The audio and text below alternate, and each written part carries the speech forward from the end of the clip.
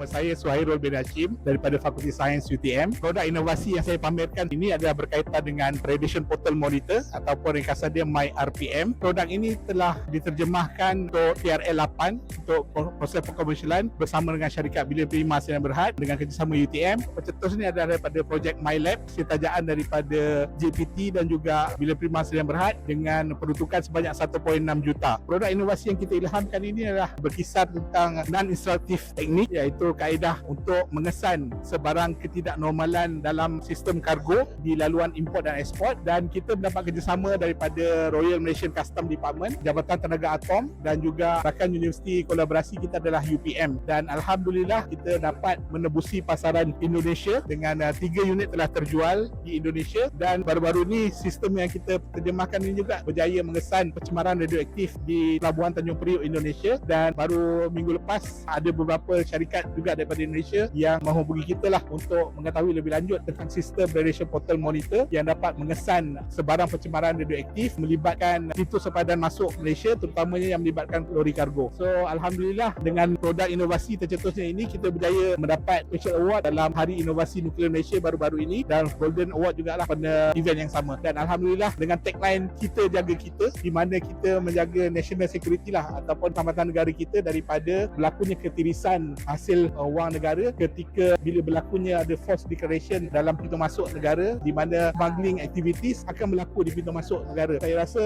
dengan teknologi yang kita perkenalkan ini, insyaAllah dengan sokongan government dan universiti dan rakan kolaborasi industri, kita dapat menembusi pasaran serantau.